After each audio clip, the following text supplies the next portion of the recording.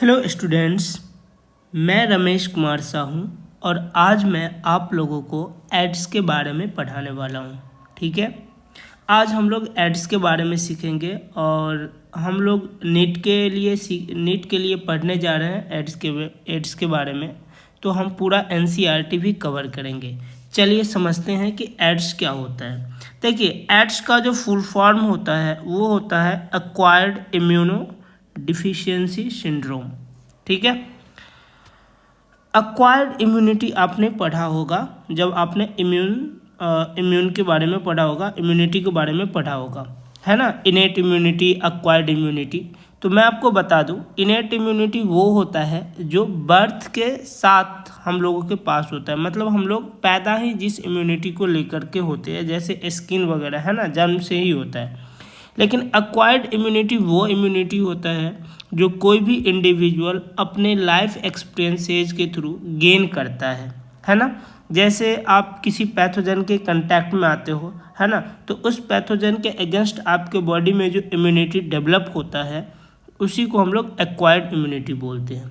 तो एड्स में क्या होता है, ये जो एक्वायर्ड इम्यूनिटी है इसकी डिफिशियंसी हो जाती है ना, इसकी डिफिशियंसी हो जाती है, एक्वायर्ड इम्यूनो डिफिशियंसी सिंड्रोम। अब सिंड्रोम क्या होता है ना।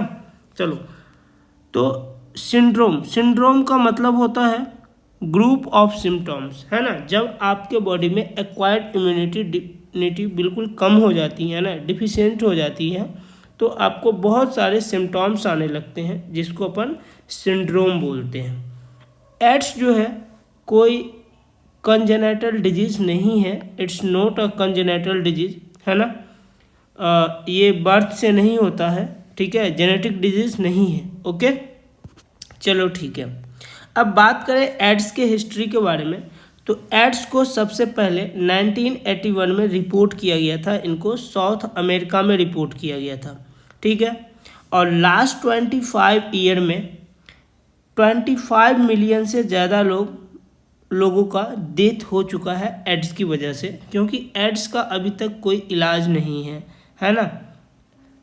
इसी वजह से मोस्ट ऑफ द पर्सन जो है डेथ कर जाते हैं। ओके, चलो, अब एड्स का जो रीजन है ना, एड्स होता क्यों है, तो एड्स होता है HIV की वजह से। HIV क्या है, एक वायरस है। कैसा वायरस है, ह्यूमन इम्यूनो डिफिशियंसी वायरस। ऐसा वायरस जो हमारे इम्यून सिस्टम पे अटैक करता है, ठीक है, इसीलिए इसको ह्यूमन इम्यूनो डिफिशियंसी वायरस बोला गया है। इस HIV वायरस के पास जो जेनेटिक मटेरियल होता है वो RNA होता है ना, और ये रिवर्स ट्रांसक्रिप्शन करता है, ठीक है, इसीलिए इसको रेट्रो वायरस भी बोलते हैं। रिवर्स ट्रांसक्रिप्शन आप लोग जानते होंगे क्या होता है।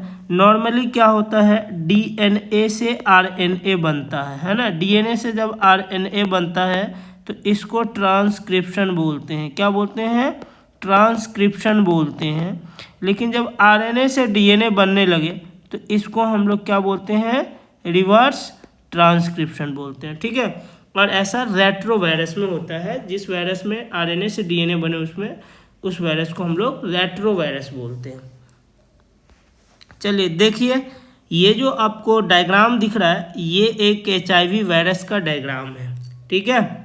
अगर आप HIV वायरस की बात करें तो HIV वायरस के पास जो सबसे आउटरमोस्ट लेयर्स होते हैं वो एक लिपिड का इन्वेलप होता है ना। लिपिड से बना हुआ एक आउटरमोस्ट लेयर होता है और इसी लेयर से ग्लाइकोप्रोटीन अटैच होते हैं 120। इस ग्लाइकोप्रोटीन को हम लोग 120 बोलते हैं। ये जो आपको दिख रहा होगा, है ना, ये ग्लाइकोप्रोटीन 120 है और यही इन्फेक्शन के लिए रिस्पॉन्सिबल है। लेकिन ये इन्फेक्ट किसे करेगा, ये ऐसे सेल को इन्फेक्ट करेगा जिनके पास CD4 रिसेप्टर होगा। क्या होगा, CD4 रिसेप्टर।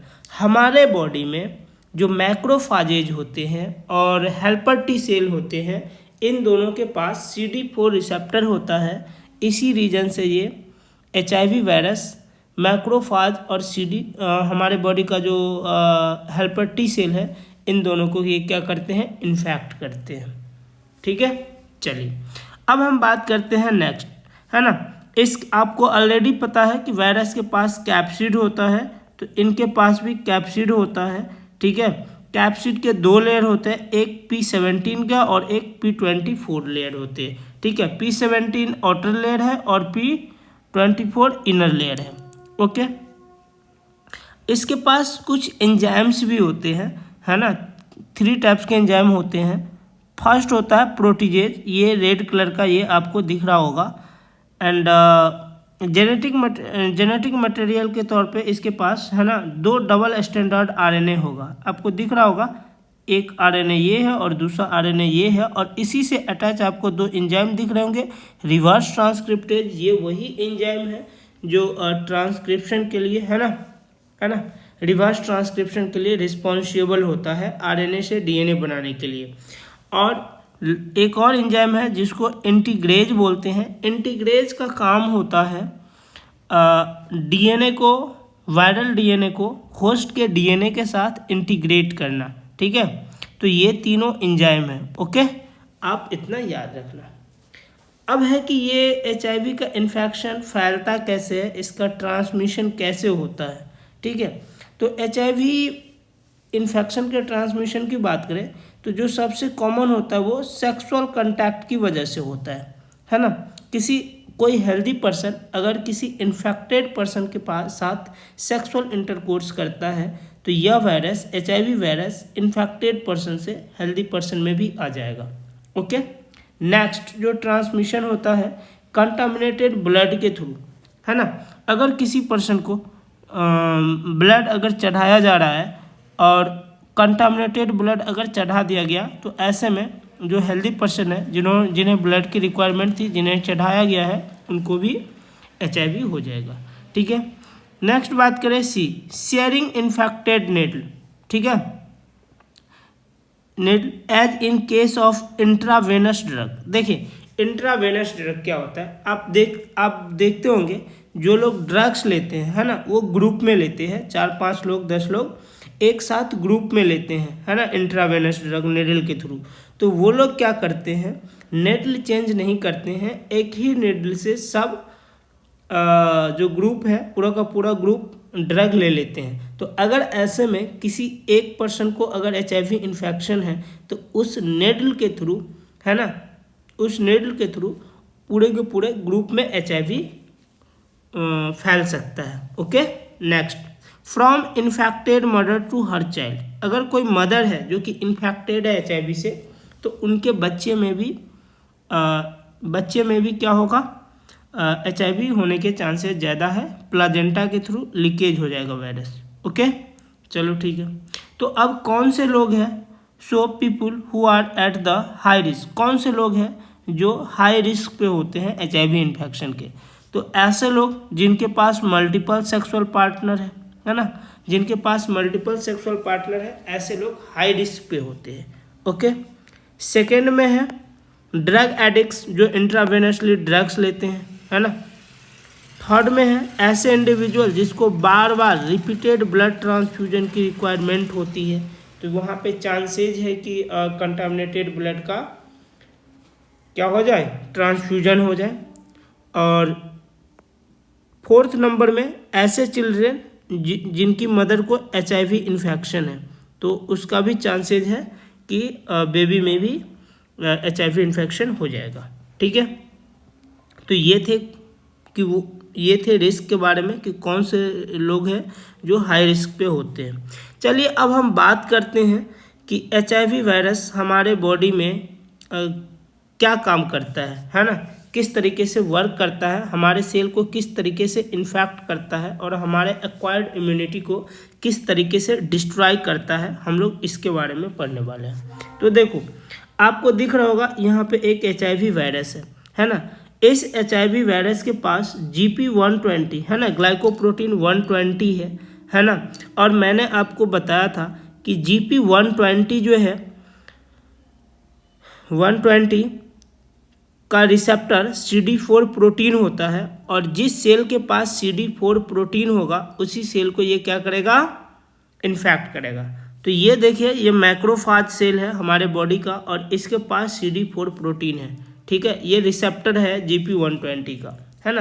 तो क्या हुआ, इन्होंने रिसीव कर लिया, है ना, फ्यूजन हो गया, ठीक है, fusion of HIV to the host cell surface. Okay, जब ये एक दूसरे से अटैच होते हैं, CD4 जब GP120 को रिसीव करते हैं तो ये अटैच हो जाते हैं, ठीक है। अब आपको पता है कि वायरस का जो आउटर लेयर है ये भी किसका बना हुआ है, लिपिड का बना हुआ है ना। और हमारे बॉडी का जो सेल है ना, इसका भी सेल मेम्ब्रेन क्या है, मैक्रोफाज का भी लिपिड का बना हुआ है। तो लिपिड आपस में क्या हो जाएगा, फ्यूज कर जाएगा। और जब ये दोनों का फ्यूजन होता है ना, तो इसके अंदर का जितना भी जेनेटिक मटेरियल होगा वो क्या हो जाएगा, मैक्रोफाज के साइटोप्लाज्म में आ जाएगा, ठीक है। जब ये मैक्रोफाज जो भी एंजाइम वगैरह है, जो भी RNA वगैरह है, वो सब मैक्रोफाज के साइटोप्लाज्म में आ जाएगा। अब यहाँ पे ये जो वायरल RNA है रिवर्स ट्रांसक्रिप्टेज के हेल्प से क्या करेगा, वायरल DNA में कन्वर्ट हो जाएगा, ठीक है ना। यहाँ पे रिवर्स ट्रांसक्रिप्शन हुआ है ना। और रिवर्स ट्रांसक्रिप्शन जब हो जाएगा तो इसके पास इंटीग्रेज एंजाइम भी है। तो इस इंटीग्रेज के हेल्प से ये जो वायरल DNA है, ये जो वायरल RNA है ना, ये वायरल RNA हमारे ये जो होस्ट का DNA है, होस्ट के DNA से क्या हो जाएगा, ज्वाइन हो जाएगा। और जब एक बार होस्ट के DNA का अगर ये पार्ट हो गया वायरल DNA, है ना, एक बार अगर ये होस्ट के DNA का पार्ट हो गया तो फिर क्या होगा, है ना, ट्रांसक्रिप्शन के थ्रू वायरल RNA बनने स्टार्ट हो जाएंगे। क्या होंगे, वायरल RNA बनने स्टार्ट हो जाएंगे। और ये वायरल RNA से क्या बनेगा, जो भी प्रोटीन के लिए कोडिंग है ना, प्रोटीन बनना स्टार्ट हो जाएगा। अब ये वायरल RNA और वायरल प्रोटीन ये सब कहाँ पे आ गए, है ना, पूरी तरह से साइड में आ गए हैं। अब इनको बस एक रिक्वायरमेंट है एक लिपिड लेयर की, जो कि इनको यहाँ पे मिल रहा है। और अल्टीमेटली क्या हो जाएंगे, ये इससे अलग हो जाएंगे और एक नया, है ना, और एक नया वायरस का फॉर्मेशन हो जाएगा। समझ में आ रही बात। तो इस तरीके से क्या होता है, एक वायरस इन्फेक्ट करता है और कई सारे वायरस का फॉर्मेशन हो जाता है एक ही सेल से, ठीक है। इसीलिए मैक्रोफाज को फैक्ट्री ऑफ HIV भी बोला जाता है, ठीक है। चलिए आगे देखते हैं, ठीक है। अब कुछ अवेयरनेस के बारे में है, HIV को लेकर कुछ अवेयरनेस है। नो डाउट कि HIV एक इन्फेक्टियस डिजीज है, बहुत ही डेंजरस डिजीज है, लेकिन कुछ अवेयरनेस भी ज़रूरी है। क्या है अवेयरनेस, HIV कभी भी टच करने से नहीं फैलता है। अगर आप किसी को फिजिकल टच करते हो, हाथ मिलाते हो, ठीक है ना, उनके साथ आप बैठ गए, बातें कर लिए, तो ऐसा नहीं है कि ये फैल जाएगा। ये सिर्फ और सिर्फ बॉडी फ्लूइड के थ्रू फैलता है ना। बॉडी फ्लूइड जैसे अगर ब्लड का ट्रांसफ्यूजन हो गया तब फैलेगा, है ना, सीमेन का ट्रांसफ्यूजन हो गया तब फैलेगा, है ना। तो बॉडी फ्लूइड के थ्रू ही ये एक पर्सन से दूसरे पर्सन में स्प्रेड होते हैं, इन्फेक्टेड पर्सन से हेल्दी पर्सन में, अदरवाइज नहीं होता, ठीक है। अगर किसी ने इन्फेक्टेड पर्सन ने अगर टॉयलेट यूज कर लिया, ठीक है, और कोई हेल्दी पर्सन उस टॉयलेट को यूज कर रहा है, तब भी कोई प्रॉब्लम नहीं है, ठीक है। आप उसके हाथ का खाना भी आपने खा लिया, बस ब्लड का ट्रांसफ्यूजन नहीं होना चाहिए, बाकी कोई प्रॉब्लम नहीं है, ठीक है। तो अगर ऐसा है तो देखिए HIV के जब भी, है ना, जब भी हम लोग सुनते हैं कि किसी को एड्स है, तो हमारे माइंड में एक अलग ही चीज़ आता है ना, उस पर्सन को लेके, ठीक है। तो उस पर्सन को लेके एक अलग ही चीज़ आता है ना, कि वो पर्सन किस टाइप का पर्सन है। लेकिन खैर जो भी हो, है ना, हमें उसको आइसोलेट नहीं करना चाहिए अपने फैमिली से, अपने सोसाइटी से, ठीक है। नेक्स्ट जो थर्ड पॉइंट है ना, सबसे बड़ा ड्रॉबैक क्या है इस एड्स का, कि ये जो इसका जो सिम्टॉम्स है और इन्फेक्शन है, इसके बीच में बहुत ही लंबा गैप होता है, ठीक है ना। अगर आज किसी को इन्फेक्शन हुआ तो यूजुअली, है ना, उसको सिम्टॉम्स आने में कुछ मंथ से कुछ ईयर तक लग सकता है। यूजुअली 5 से 10 साल का टाइम लग ही जाता है, ठीक है। यूजुअली 5 से 10 साल का टाइम लग ही जाता है, ठीक है। फोर्थ पॉइंट क्या है, this is repeated leading to progressive decrease in the number of helper T cell in the body. देखिए इतना टाइम क्यों लगता है ना, एड्स में इतना टाइम क्यों लगता है, क्योंकि धीरे धीरे, है ना, धीरे धीरे उसका जो हेल्पर T सेल होता है वो डिक्रीज करता जाता है। और जब वो, है ना, लेस देन 200 mm/³ हो जाता है तब एड्स के सिम्टम्स स्टार्ट होते हैं। और ये का होने में है ना, ये 1200 से 200 होने में, 1200 से 200 होने में ये जो नंबर है हेल्पर टी सेल का, है ना, इसमें ज़्यादा टाइम लगता है, ठीक है। और 200 के नीचे ही क्या होता है, एड्स का सिम्टम्स स्टार्ट होता है। तो ये इसका सबसे बड़ा ड्रॉबैक है कि इसमें सिम्टम्स पता नहीं चलता है जल्दी, जिसकी वजह से एक इन्फेक्टेड पर्सन बहुत सारे हेल्दी पर्सन में भी, है ना, स्प्रेड कर देता है, ठीक है, जाने अनजाने में। चलिए नेक्स्ट, अब इसके लिए डायग्नोसिस क्या है ना, कौन सा डायग्नोसिस है इसके लिए और ट्रीटमेंट क्या है, ठीक है। तो देखिए, एड्स को डायग्नोज करने के लिए एलिसा का यूज किया जाता है ना, एंजाइम लिंक्ड इम्यूनोसॉल्वेंट, ऐसे का नाम आपने सुना होगा, ठीक है। और कंफर्मेशन टेस्ट के तौर पर वेस्टर्न ब्लॉटिंग टेक्निक का यूज किया जाता है, ठीक है। बात करें ट्रीटमेंट का, तो एड्स का जो ट्रीटमेंट है एंटी रेट्रोवायरल ड्रग्स के थ्रू किया जा रहा है, जो कि पार्शियली इफेक्टिव है, फुल्ली इफेक्टिव नहीं है, ठीक है। कुछ ड्रग्स के नाम है, ठीक है, AZT हो गया, है ना, रिटोनावायर हो गया, ठीक है, ये सब कुछ ड्रग्स है, ठीक है। रिटोनावायर क्या करता है, प्रोटीजेज इनहिबिटर है, ठीक है। और AZT क्या है, रिवर्स ट्रांसक्रिप्टेज इनहिबिटर है, ठीक है।